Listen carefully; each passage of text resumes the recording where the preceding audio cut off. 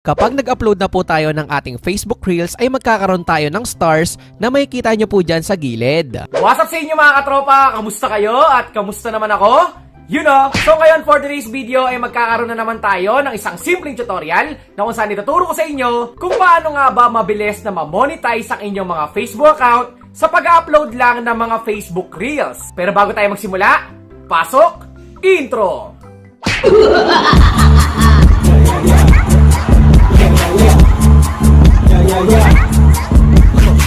Yes! Alam mo ba na in just 5 days ay pwede nang ma-monetize yung Facebook account mo? Yes!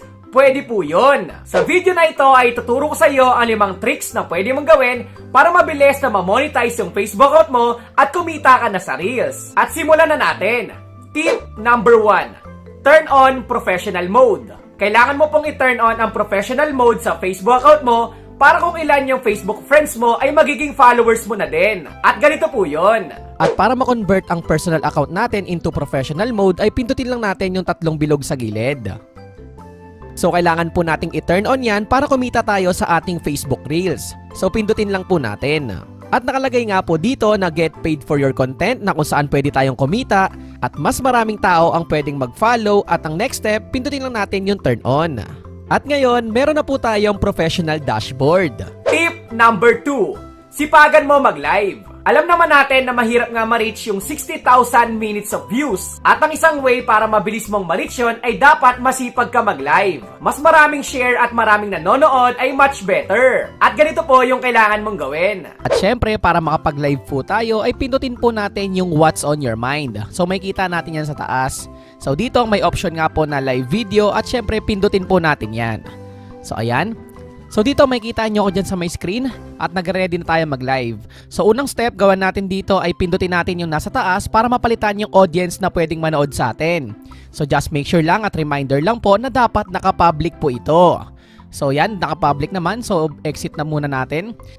Kapag nagla-live tayo, mas maganda kung may description ito or may caption kung tungkol saan yung live natin. So dito for example, pwede kang mag-type ng live po tayo today. Yan, so dito at lagay lang tayo ng emoji. At pindutin lang natin yung done kapag na-finalize na natin yung caption natin or description. So ayan, pindutin natin yung done. And also pwede kang mag-tag ng friends dito in case lang na gusto mo silang itag. At in case lang na gusto mong may kasama ka mag-live or may bisita ka, ay pindutin mo lang tong icon na invite guest. So dito, kailangan mo lang i-check dito sa may checklist yung gusto mong isama or invite as guest. At syempre, para makareceive tayo ng stars mula sa mga audience natin or nanonood sa atin, ay pindutin lang natin tong nasa gitna na star icon. So ayan, naka-blue na siya, ibig sabihin activated na at pwede na tayo makareceive ng star.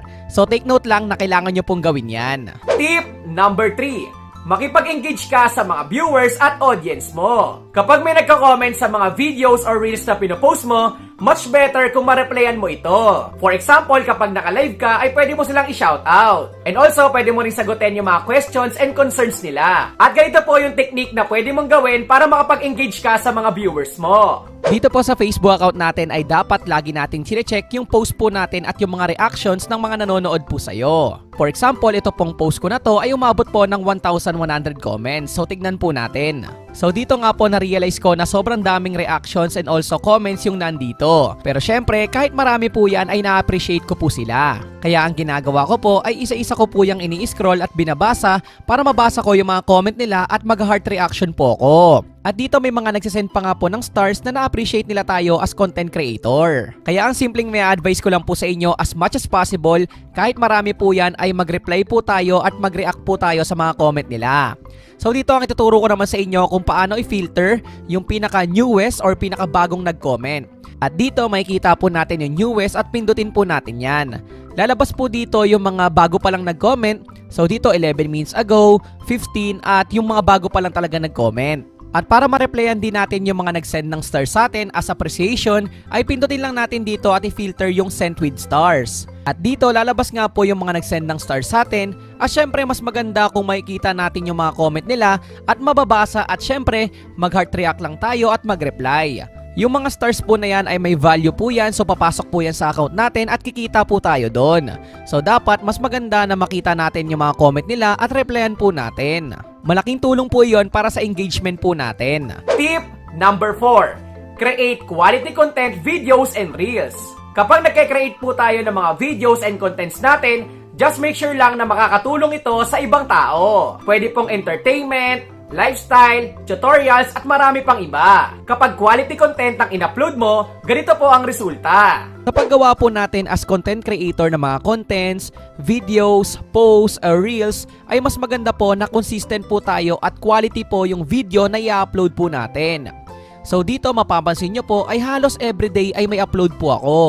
Malaking tulong po kasi ito para sa performance ng engagement po natin. Ang simpleng may advice ko rin sa iyo ay mag-focus ka po sa quality content dahil hindi naman po yan about sa paramihan ng followers. Kapag quality content po kasi yung in-upload mo ay nandun po yung potential na mag-trend, mag-viral, or makatulong ka sa ibang tao. So kusa na lang silang magpa-follow sa'yo.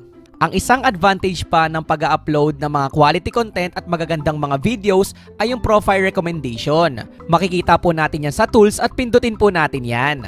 Dapat po ang nakalagay po dito sa profile recommendation ay recommendable. Ibig sabihin po nito, yung content mo is okay at recommendable at yung profile mo or Facebook page mo ay walang violation. Kapag recommendable po yung nakalagay dito, malaki yung potential na isupport ka ni Meta para sa bigger audience. Magiging visible ka at mapapanood ng maraming tao yung video mo. Kaya mas maganda kung mag-upload ka ng mga quality videos and contents para maging recommendable yung profile mo. At syempre, ang panghuli natin, dapat consistent ka. Kapag nasimula mo na mag-upload ng pinakauna mong reels ay kailangan masundan na ito. Mas maganda kung meron ka pong commitment sa ginagawa mo, lalo na sa pag-shoot at pag-edit ng video. At ganito po ang magiging resulta. Malaking tulong po kung consistent po yung pag-upload natin sa ating Facebook account. So dito pindutin lang natin yung C dashboard. Makikita po natin dito yung performance sa mga contents, videos, and reels na ginagawa po natin. Kapag ang performance po natin dyan ay naka-green lahat, ibig sabihin increasing po. So okay yung performance natin. At ngayon, ibabak ko po muna. So dito, pindutin lang natin yung more. At syempre, hanapin po natin yung reels. So dito, malalaman natin kung consistent nga ba tayo nag-upload sa ating Facebook page or Facebook profile. Kapag consistent ka kasi mag-upload ay masasanay na yung mga audience or yung mga taong nanonood sa'yo na may upload ka sa araw na ito. At syempre, makakatulong yon sa performance or engagement mo. Ang isa pang maya advice ko sa iyo ay mas maganda siguro kung maglaan ka ng time sa pag-research ng mga trending topic. Para syempre kapag nakagawa ka ng video about doon ay mas marami yung potential na manood sa iyo. Ang lagi nga nating sinasabi, consistency is the key. So kailangan maging consistent tayo. At ayun po yung 5 tricks na pwede nyo gawin para mabilis na ma-monetize yung mga Facebook account nyo sa pag-upload ng Reels. At ayun lang po yung simpleng tutorial natin sa araw na to at sana meron ka pong bagong natutunan. At kung ikaw ay may clarification, suggestions, or questions, ay pwede mo yung i-comment dyan sa may comment section sa baba. And also pwede mo ring i-like and follow yung Facebook page natin na makikita mo dito. At syempre kung napadaan ka at bago ka lang dito sa YouTube channel ko ay welcome na welcome ka. Pwede ka mag-subscribe at pindutin ang may wagang notification bell para sure at 100% sure na updated ka sa mga future uploads ko. You know, peace out, like, comment, and subscribe. Peace! One love!